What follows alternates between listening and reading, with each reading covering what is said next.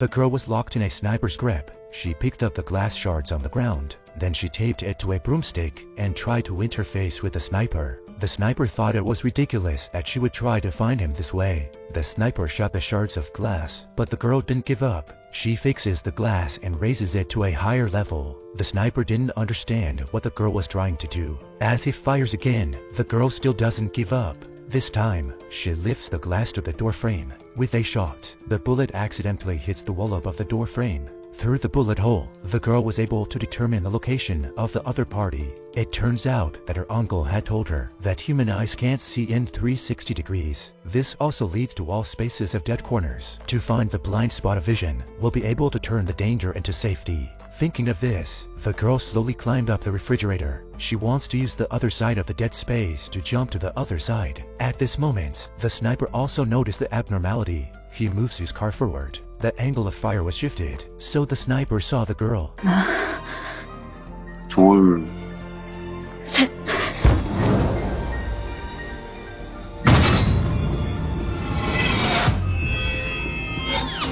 He didn't expect the girl to dodge it. She searched for the pistol under the sofa, but she couldn't reach it no matter how hard she tried. The girl has to flip the couch up. The sniper lost his target. What the girl didn't realize was that there was a sniper's rifle under the sofa. As the sniper is loading the rifle, she realizes that the girl is aiming at her.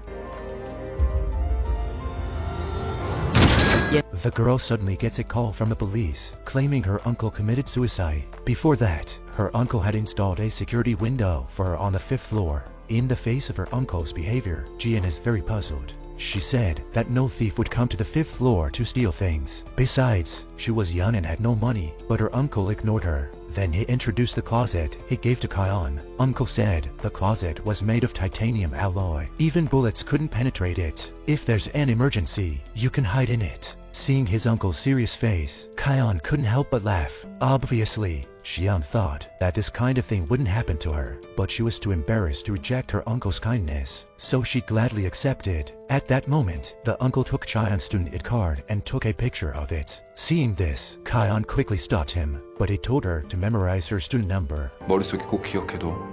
2201-9074. Thinking about it, Kion seemed to realize something. Then she went to the police morgue. Looking at her uncle's cold body, Kion had mixed feelings. The police decided that the victim had committed suicide, but at that moment, Kion questioned the verdict. She said suicide usually involves slashing the wrists, but her uncle's wound was on the neck, which is not normal. But the police claimed that they hadn't found any suspicious people, which ruled out the possibility of homicide, and Kion had to accept the reality. But Kion found a tattoo on his uncle's leg, which translates to assisted in murder. The sudden news of his uncle's death left him in a state of shock. But just as she arrived at her uncle's house, a boy named Zheng Ming appeared. Since they were neighbors when they were young, he had a slight impression of him. Zheng Ming said he'd been working for his uncle, selling water pipes. Kion is embarrassed because she doesn't know what his uncle does for a living. Later, when the two of them were cleaning up the room, Zheng Ming found bloodstains on the cupboards. He opened the door and found a cell phone inside. He gave the phone to Kion. However, at that moment, something bizarre happened. A text message was sent to his cell phone saying, "I've wired $17 million. When will I receive the goods?" Kion was dumbfounded. What kind of water pipe can be sold for $70 million? But the next moment, the bank suddenly sent a text message that it had received 7 billion won. However, Jian didn't know that her uncle was the biggest arms dealer on the dark web. That's why he left Jian a huge fortune. The girl learns that her dead uncle has left her tens of billions of dollars. Looking at the balance on her bank card, she was surprised because she remembered that her uncle was in the plumbing business. This is obviously not proportional to the tens of billions of assets left behind. In order to solve the doubts in her mind, she asked her friend to open her uncle's sales page. Along with Zheng Ming's operation, a dark web of arms trafficking came into view. Only then did Qian realize that her uncle was an arms dealer. After some research, it was proven that the site had a clear membership system. Only those who have been granted a code by the operator are allowed to purchase items on the site. The red code represents killers, who can buy any offensive firearms and weapons. The code purple is for spies, who can buy communication bugging devices. Code yellow is for the good guys, who usually buy supplies for corpse disposal and scene cleanup. The last one is the green code, which is different from the other codes in that it has no exclusive category, but as long as the person authorized on this site can never attack the holder of the green code. If someone violates this rule, the owner of the code must protect the green code. Xian, who heard this, was incredulous. She didn't realize that she had become an arms dealer. However, at that moment, a dialogue box popped up in the lower right corner, asking when the shipment would be made. Seeing this scene, the two of them didn't know what to do. However, at that moment, Xian claimed that the shopping center was about to close, but what they didn't expect was that the other party directly asked if Zheng Jingwan was really dead. They were shocked to see this scene, and then the other party said that you are also dead. Zheng Ji and saw the other side know his identity. At this time, Kaian was very surprised. Seeing this scene, Zhang Ming hurriedly turned off the computer and said that it must be a prank. But just then, a violent explosion suddenly came from outside the door. After stepping out of the room, he found that the wall had been destroyed. Suddenly, an armed drone comes into view. What they didn't expect was that the glass in their uncle's house was bulletproof. But just as the men are about to call the police, they realize that the signal has been blocked. Xian takes the man's hand and prepares to flee, but is blocked by a drone. They had to return to the house and realize that what the website said was true. Seeing that all the doors and windows were bulletproof, they thought the house was safe for the time being. But the next moment, the drone launched several mysterious objects.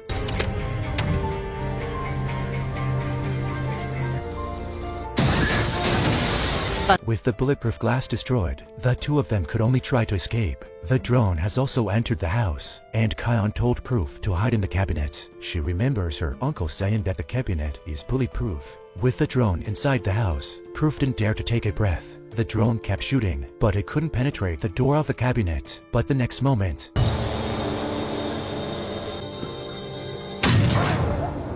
in the nick of time, Kaian shot down the drone with his slingshot.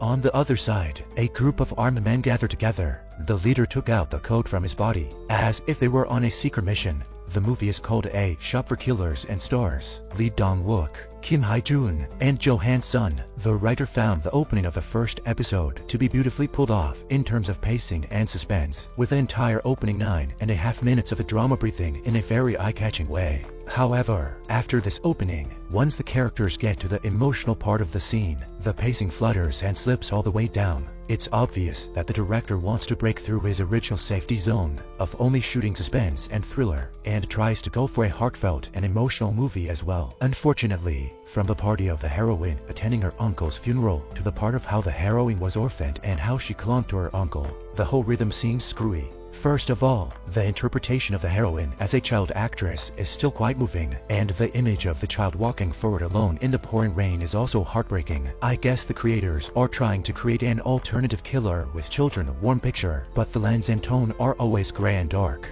Occasionally there are a few uncle and niece warm and interesting together, but did not do color changes. Obviously thought of the bright element of running boards, but the post-coloring is still uniformly gray, and the final footage presented does not break the original kinker because of the color. Narrative rhythm, although the adoption of a lot of widescreen, but the music divided by character performance of the successive absence of the final, but gave me a kind of oh. I know here the director seems to want to set the mood off, but was not pulled into the protagonist's emotions, but has always been drawn out, only to feel that the rhythm of the scene is so slow. In fact, in a tense, secret agent film, slow-paced emotional scenes can obviously be very good to neutralize the tension and excitement of the secret agent film. To prevent audience fatigue in the first 2 episodes released so far, all the emotional scenes only achieve the form, but do not perceive the subtle emotions from the director's placement of empty space, transitions, soundtrack, can't feel his purpose, but under the showmanship, but did not really convey to the audience what the director wants. On the contrary, when the camera falls on the scene of strong emotional release, it slightly pulls up the empathy between the audience and the actors.